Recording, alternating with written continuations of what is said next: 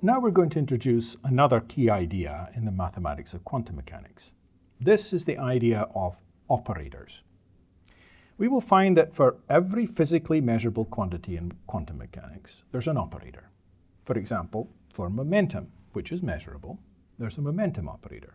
For position, there is a position operator.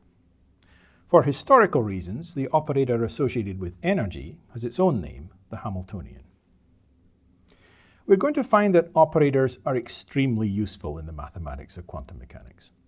We're going to start here by introducing the Hamiltonian operator. We're going to be able to use it right away for a very cute trick, a particularly easy and general way of finding the expectation value of the energy for some quantum mechanical state. So let's look at the Hamiltonian operator. In classical mechanics, the Hamiltonian is a function of position and momentum, and it represents the total energy of the system. In quantum mechanical systems that we can analyze using Schrödinger's equation, so that means anything with mass and non-relativistic, we can define the entity, this h with a little hat over it, as what you'll see is really part of Schrödinger's equation, but we'll define this entity, minus h bar squared over 2m del squared plus v, the potential of r and t. And if we do that, just as a shorthand, we can rewrite the Schrödinger equations as h with this little hat operating on psi of r is equal to E times psi of r. That's our time-independent Schrödinger equation. And our time-dependent Schrödinger equation, the same thing on the left really, and I h bar d psi by dt on the right-hand side here. Now, this entity that we've just written down, an h with a little hat on the top, it's not a number, it's not a function, it's an operator. And another operator that you're very familiar with is something like the spatial derivative operator, like d by dz, for example. And we are going to use the notation with this hat up on top to indicate that we are dealing with an operator. We're not going to rewrite these kinds of operators by putting hats on them, but for everything else that we come across in general, we'll be trying to put a little hat on top to indicate that we're talking about an operator. What is an operator? The most general definition of an operator is something that turns one function into another. So you know that when you have d by dz and you operate on some function, you get a new function, the derivative of the one that you started with. So that's an example of an operator turning one function into another function. And this Hamiltonian operator here does exactly the same kind of thing. It turns one function into another function. Now, this particular operator that we've been looking at so far, h with the hat on it, is called, of course, the Hamiltonian operator. And just like the classical Hamiltonian function, it's the operator that is related to the total energy of the system. And this idea of the Hamiltonian extends beyond the specific Schrödinger equation definition we have so far, which was for single non-magnetic particles. In general, in non-relativistic quantum mechanics, the Hamiltonian is going to be the operator related to the total energy of the system. So it could be something somewhat different from the Schrödinger equation-like version of it we've seen so far. We could be talking about photons, or we could be talking about many other things, and we would be able to still talk about the Hamiltonian as being the operator related to the energy. Now, why are we introducing this idea of operators? Well, here's one very important particular reason why we do it. There turn out to be many reasons why we like to work with the mathematics this way, but this one is very practically important. We're going to be able to show a simple and rather general relation between the Hamiltonian operator, the wave function, and the expectation value of the energy. To do so, we're going to start by looking at this integral here. So it's the integral with the wave function of the system on the right, the Hamiltonian operator in the middle, and the complex conjugate of the wave function operator on the left.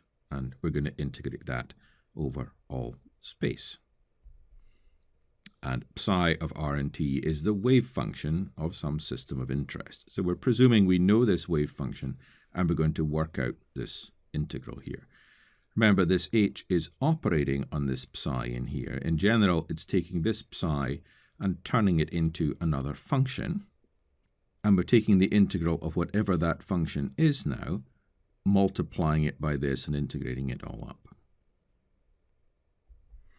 In looking at this integral that we have here, we're going to expand this wave function, and also this one, in the normalized energy eigenstates of the problem, whatever those are. So we presume for the moment that we can know these energy eigenstates, psi n of r, and we're going to expand this function, and also incidentally this one, in those energy eigenstates. So here's our expansion. Here are the energy eigenstates. There's some coefficients as a function of time that go in front of them here. Any function that's going to be a solution of our Schrödinger equation as a function of time can certainly be written this way, because at any specific time, we're just doing an expansion in this complete set. So we can rewrite this right-hand side part here, these two little bits. For example, if we think explicitly for the moment about the Schrödinger equation form of the Hamiltonian, although we don't have to restrict ourselves to that. But we know if we take this form here, operate on the wave function, then we'll be doing this operation. We'll be taking our Hamiltonian operator, operating on this expansion here. And the operator, the Hamiltonian, operating on one of the energy eigenstates gives us En times that energy eigenstate. And we're saying that's generally true, not just for this very specific Schrödinger equation form of the Hamiltonian, but in general, if I take the Hamiltonian and operate on an energy eigenstate, I will get En times that same energy eigenstate, psi n of r. So these two parts on the right-hand side of the integrand here, we can rewrite them like this. So the integral overall now becomes what we just had concluded. It's En times the energy eigenfunctions in here inside this sum. And then this is just the expansion of the complex conjugate of the quantum mechanical state, the psi n of r and t complex conjugated. So we've broken this integral here down into an integral of a product of two sums of terms. Of course, we have to remember to use a different index in this expansion from what we used over here in the expansion of psi n of r and t itself. Now, because of the orthonormality of the basis functions psi n of r, the only terms in this double sum here that are going to survive once we've done the integral are going to be the ones for which n is equal to m. So when we do that, we're only left with these terms where m is equal n, and looking at all of those terms, each one of them is just Cn squared, the modulus of Cn squared. And so the result for this entire integral here is the sum over n of En Cn squared. But we recognize that this is just the expectation value of the energy. So we have a way of writing down the expectation value of the energy. This integral here, with the Hamiltonian operator in the middle, operating on the wave function on the right, and multiplying the result of all of that by the complex conjugate of the wave function, and integrating over all space, gives us the expectation value of the energy. So why do we want to do this? If we already knew how to calculate the expectation value of the energy, and we certainly did, from this expression here where we had figured out all these expansion coefficients on the eigenfunction basis and modulus squared of them times En, we had this formula already. This was the probability from Born's rule. Why do we want to do this? Why do we want to use this new relation?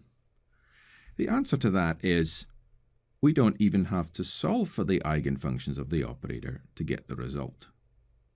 So we've used those in the proof, but we don't have to use them when we come to do the calculation. If we know the state, if we know the operator here for energy, we can work out the expectation value of the energy directly from this integral.